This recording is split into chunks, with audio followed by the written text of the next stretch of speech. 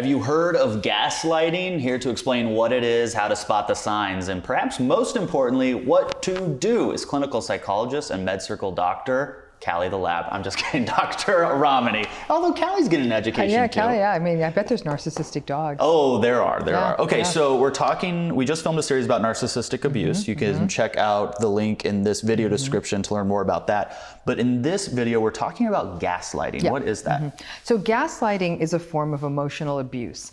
It's where a person doubts the reality of another person, leaving that other person very, very confused. Gaslighting is sort of a signature tool of the narcissist.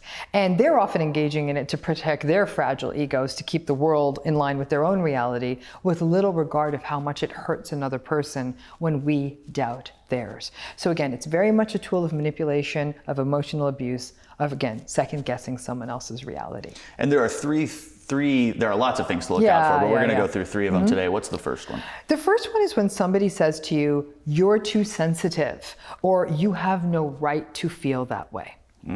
When you do that, you immediately tell them that their emotional world is invalid and you're judging them for it. You have no right to feel that way, as though you are judge and jury on their emotional state. Right. Okay? So what that does is it makes a person literally doubt their feeling, and a feeling is a spontaneous experience. So now it's almost like telling someone, you must be too hot, and they're perfectly comfortable, or telling someone they're hungry when they're not. Yeah. You know, so this is the emotional, when we do this emotionally, it is termed gaslighting, because the person's like, I thought I was that, but you're telling me I don't get to be angry about this. Right. And then some people, when they're told it enough, they believe it. Right. When people are given this situation, being told you're too sensitive, you have no right to feel this way, the best thing to do is to not engage at that point, because you can't win. No matter what you say, this person, if anything, by those statements, has shown that they're willing to emotionally manipulate and abuse you. There's nowhere to go in that conversation. So if they say that, maybe if anything say, no, that is in fact how I feel, and leave it at that. But they're going to keep pushing at you, so you can just let it go. And no, the conversation ends there, instead of you getting into a ongoing conflict with them. Right, okay. The second is deflection. Believe it or not, deflection is a form of gaslighting, because you're talking about something. You might take the time and say, we need to talk about this issue, and sit the person down in a hope of benefiting your relationship. And maybe you raise up something, I don't know, about a lie or about something financial in the relationship, and they deflect it to, well, you know what, now that you brought this up, remember 2 years ago when blah, blah, blah, blah? And now, an issue you're bringing up that's very relevant to here and now, they now are talking about something that happened years ago or something that's unrelated. But when they deflect to a situation that makes you look bad. And see, what I would want to do is say, excuse me, you're deflecting. But I'm guessing that's wrong. They'll say, oh, because that situation makes you uncomfortable, doesn't it? And you see what I'm saying? They're going to tunnel. Oh, sorry. So when there is that kind of deflection, once again, you can either gently bring it back, say, okay, we can come back to that. Absolutely think we should talk about that if it's important to you. I really want to stick right now, though, to the issue that we were originally talking about. Oh my God, it's really hard to talk to you about. And then they might keep going back and forth. If you have to rein them in more than twice, that conversation is done. You're going to have to either find a different forum for it or realize you may never get to have that conversation. Yeah, so managing expectations is a reoccurring theme when you are dealing with someone who's a narcissist. Especially gaslighting. Yeah. The third example of gaslighting is that never happened. Oh. So to which, most of us, when we're told that, our first tendency, believe it or not, is maybe that didn't. I'll always say, I'm getting a little older. Maybe I didn't remember that. And there will be people, the internet's made this easier. They'll go back over old photos, they'll dig up old emails, and they'll say, ha, there it is. And proud as punch, they'll trot that evidence up to the narcissistic person and say, see? Narcissists don't like getting caught in the inconsistencies of their gaslighting.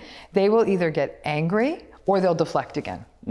How nice. Would you like me to pull out email to show when you did this to me, then this? And so it's very unsatisfying. I've always said that a surefire sign to detect whether you're being gaslighted in a relationship is you get to the point where you feel like you need to either A, record all your conversations, but I can tell you this right now, if you play back that recording to the narcissist, they're not going to cop to it. They're going to either say, you are such a petty person that you had to feel the need to record our conversation. How dare you? And they will get very sort of morally high and mighty, but you're doing this to preserve your sanity. If you do make these recordings, they're really only for your sanity. You can say, okay, I did say it this way. I didn't say the thing they said. And if anything, that data might give you more conviction to realize this person's gaslighting you and decide what your next step's going to be. Another mistake people make when they're in gaslighty relationships is they write the long email. Because see, the gaslighter never listens to you. They're always deflecting and accusing, you're too sensitive, you're this, you're that. So the person, I'm going to write them an email. And if I can explain it all to them and they can't interrupt me, they're going to get it. No. Not gonna happen. They're not gonna get it. And then these people will spend days, weekends, entire weeks, like writing the perfect email, making sure the language is right. And they send it thinking, well, now they're gonna get it. The narcissist is gonna reload both guns and they're gonna send it all back to you. Sometimes they'll even give you a bullet by bullet. So then they're gonna gaslight you on paper. So I think that the simplest advice when you're being gaslighted is to end the conversation because you're going nowhere. But gaslighting does lead people to do these things like emails and recordings. It just only confirms what you already know. It's a very unhealthy pattern. Most people in the field characterize it as a form of emotional abuse. And people who are confused by it, that often contributes to other issues like second guessing and self-doubt and confusion. And at that point, I really think that it's critical to get the mental health services you need, talk to someone about this, and really figure out what you want the direction of this relationship to be. Yeah, and figuring out that direction requires getting an education. In this MedCircle series on narcissistic abuse, one of the questions I asked Dr. Ramani was, do they know that they're gaslighting? Here's what she had to say about that. Now, we say gaslighting as if they took a weekend course on gaslighting to implement. No, this is a natural trait behavior that they have. So when we talk about gaslighting, one thing that makes people go mad is they must know they're doing this. Ish. And the reason I say ish is that because of a narcissist's core insecurity, they're singularly motivated to protect themselves and their reality, or their version of reality.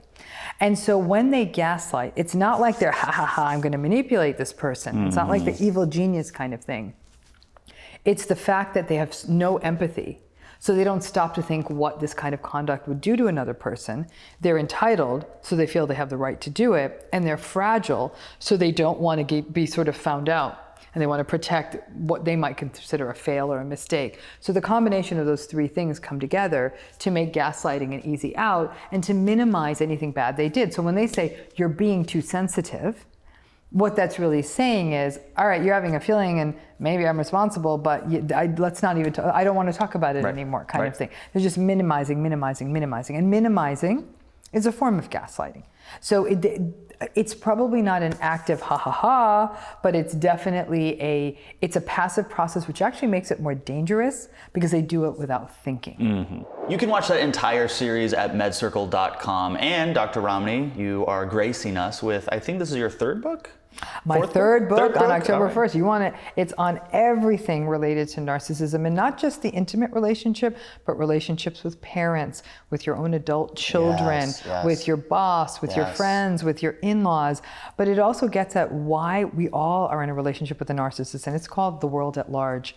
I don't think anyone could go through an entire day either on your subway commute, in the grocery store, in traffic, at a doctor's office, on an airplane, where you are not in the purview of narcissistic, entitled, or uncivil behavior. And I think that this book is meant to set us all free and not keep falling for these traps that are being set for us. It is sort of like my love letter to the world. It's like, please get yourselves out. Everyone deserves better. And also even how to avoid raising a narcissist in the first place. There's an entire chapter on that. It's called Don't You Know Who I Am? How to Stay Sane in an Era of Narcissism, Entitlement, and Incivility. It's already available for pre-order on Amazon and on Barnes & Noble too. You can pre-order it, and it's October 1, or you can get it at your bookstore, but I think people should pre-order it. So it's a big revolution. I've already pre-ordered mine. It certainly is the topic of our time. In addition to reading that, make sure you check out the list of series that Dr. Ramani has filled at MedCircle.com. You can check those out using the links below this video. I want you guys to leave a comment if you feel comfortable sharing a short story or example of when you have been gaslighted. I think sharing these examples can open up people to different forms of how this may look so they can recognize if it's happening to them. Dr. Ramani, thanks for being here as always. Callie, you just are an angel. I love you to death, girl. I'm Kyle Kittleson. Remember, whatever you're going through, you got this. Thanks for watching. If you liked what you just saw, then why not subscribe? Click right here for new episodes and new series every week. And to access exclusive mental health videos that we only release at MedCircle.com, check out the links below.